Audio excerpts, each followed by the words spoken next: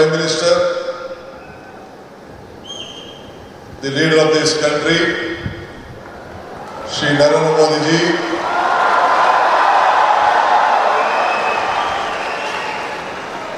His Excellency, our Governor of Karnataka, Thawarchand Gehlot ji, His Holiness, Ramakrishna Mathada Belur ಕೇಂದ್ರದ ಅಧ್ಯಕ್ಷರಾದಂಥ ಪರಮ ಪೂಜ್ಯ ಶ್ರೀ ಶ್ರೀ ಸ್ವಾಮಿ ಗೌತಾನಂದ ಮಹಾರಾಜ್, ನಿಮ್ಮೆಲ್ಲರಿಗೂ ನಮಸ್ಕಾರಗಳು. ರಾಮಕೃಷ್ಣ ಮಠದ ಟ್ರಸ್ಟಿ ಪೂಜ್ಯ ಶ್ರೀ ಸೂರ್ಯ ಮುಕ್ತಾನಂದ ಮಹಾರಾಜ್ಗೂ ನನ್ನ ನಮಸ್ಕಾರಗಳು. ನಮ್ಮ ಈ ಭಾಗದ ಸಂಸತ್ ಸದಸ್ಯರು, ನನ್ನ ಮಿತ್ರರಾದಂಥ ಯದುವೀರ್ ಕೃಷ್ಣದತ್ತ ಜಾಮರಾಜ ಒಡೆಯರವರೇ, ಮತ್ತೊಬ್ಬ ಶಾಸಕ ಮಿತ್ರರು, ಬಿಜೆಪಿಯ ಪಕ್ಷದ ಅಧ್ಯಕ್ಷರಾದಂಥ ಮಿತ್ರ BY ವಿಜೇಂದ್ರರವರೇ, ಈ ಕ್ಷೇತ್ರದ ಜನಪ್ರಿಯ ಶಾಸಕರಾದಂಥ ಹರೀಶ್ ಗೌಡ್ರೆ,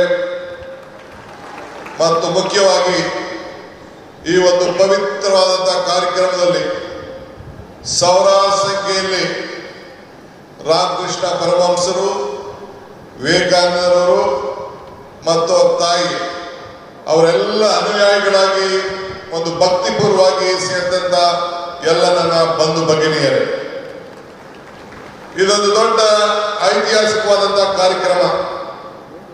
ಯುವ ಶಕ್ತಿ, ಯುವ ಆಲೋಚನೆ, ಯುವ ಚಿಂತನೆ, ಇದೇ ವಿವೇಕಾನಂದರ ಚಿಂತನೆ. ನಾನು ಕೂಡ ನನ್ನ ಬದುಕಿನಲ್ಲಿ ಇದನ್ನು ಅಳವಡಿಸಿಕೊಳ್ಬೇಕು ಅಂತ ಹೇಳಿ ಬಹಳ ಚಿಕ್ಕ ವಯಸ್ಸಿನಲ್ಲಿ ಪ್ರಯತ್ನವನ್ನು ನಾನು ಮಾಡ್ತಾ ಇದ್ದೇನೆ. ಈ ಹೊಸ ಚಿಂತನೆ ಒಂದು ಬದಲಾವಣೆಯ ಒಂದು ಆರಂಭ. ಇವತ್ತು ಯುವಕರ ಕನಸು ದೇಶದ ಕನಸಾಗಿದೆ.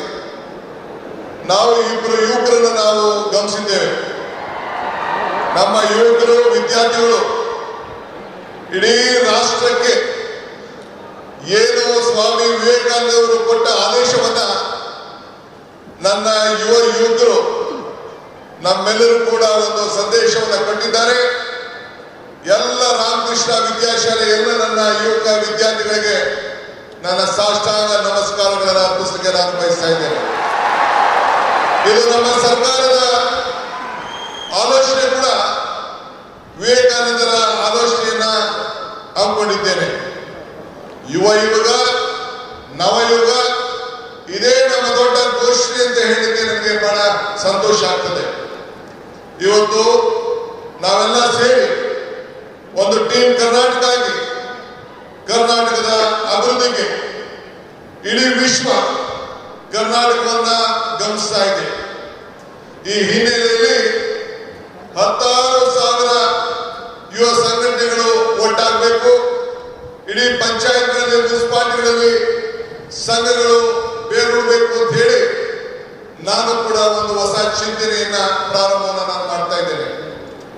ಹಳ್ಳಿಗಳಲ್ಲಿ, ನಗರಗಳಲ್ಲಿ ನಮ್ಮ ಯುವ ಶಕ್ತಿಯನ್ನು ನಾವು ಸರಿಯಾದ ರೀತಿ ಬಳಸಿಕೊಂಡು ಸಾಂಸ್ಕೃತಿಕ ಕ್ರೀಡೆ, ನಾಟಕ ಇವೆಲ್ಲ ಕೂಡ ಅಳವಡಿಸಿಕೊಳ್ಳಿಕ್ಕೆ ಅನೇಕ ಕಾರ್ಯಕ್ರಮಗಳನ್ನು ಇವತ್ತೆಲ್ಲ ನಾವು ರೂಪಿಸಿಕೊಂಡು ಬಂದಿದ್ದೇವೆ. ಈ ಮೂಲಕ ನಮ್ಮ ಯುವಕರಲ್ಲಿ ಒಂದು ದೈಹಿಕವಾದಂತಹ ಶಕ್ತಿಯನ್ನು, ಮಾನಸಿಕವಾದಂತಹ ಶಕ್ತಿಯನ್ನು ಇವತ್ತು ನಾವೆಲ್ಲರೂ ಕೂಡ ಕಾಪಾಡಲಿಕ್ಕೆ ನಾವೆಲ್ಲ ಕೂಡ ಬದ್ಧರಾಗಿ ಇವತ್ತು ಕೆಲಸವನ್ನು ಮಾಡಬೇಕಾಗಿದೆ.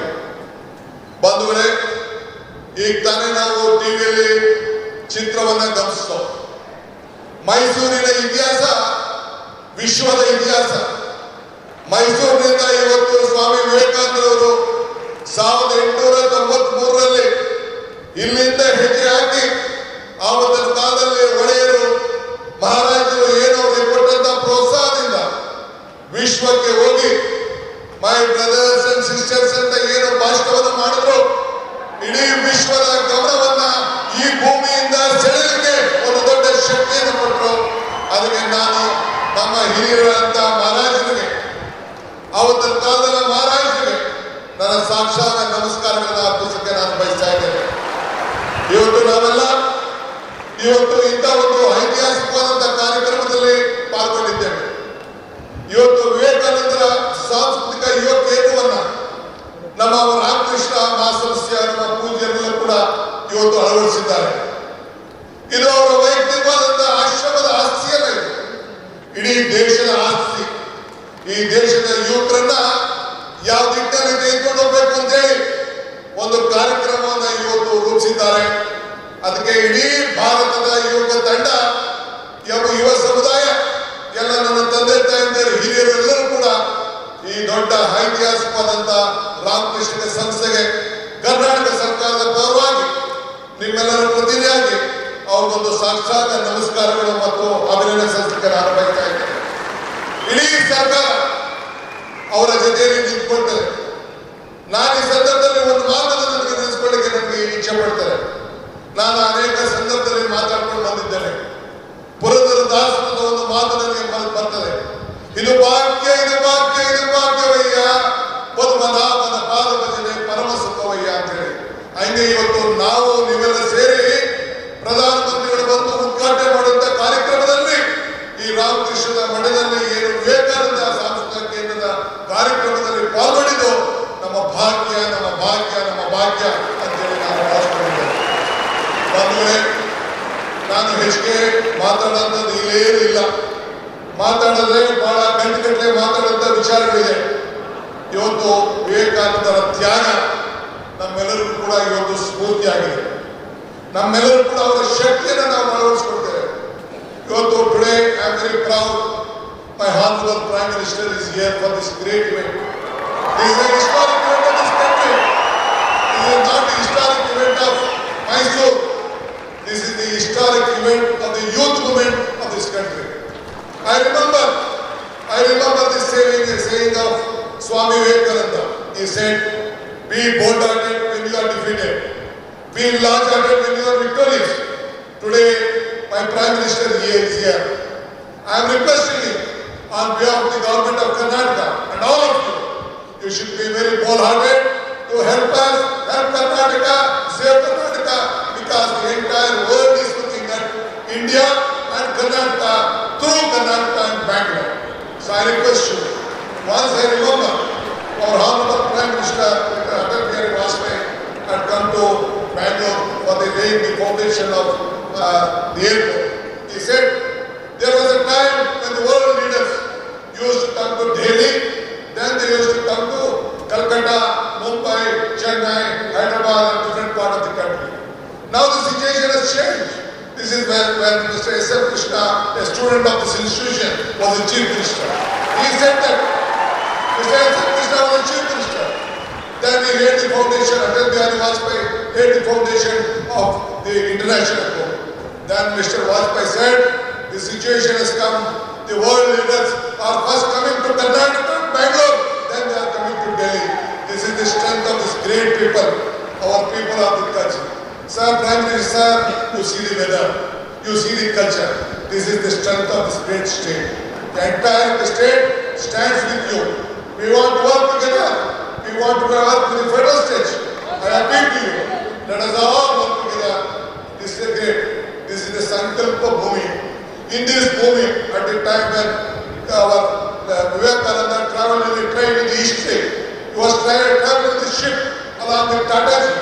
Then Tataji asked, what has to be done? He said, India is poor. This has to be a science city. Then the Tataji asked Maharaja. One day Maharaja gave more than 300 acres of land in Bangalore. That is the Indian Institute of Science, which is in Bangalore. That is the contribution of Maharaja to the science of this country. That is what the Maharaja has done, and Tata's helped us. That is why I would like to. This is the great state, great city, and India has to grow with Karnataka, and Karnataka will be with you. Let us work together, make this country proud. I don't want to tell more. I have a lot of things, but I have given only 5 minutes time. I don't want to waste your time. Prime Minister, message is very much important for the country. Let us work together. Let us build Karnataka. Let us build India, a strong India. Jai Hind.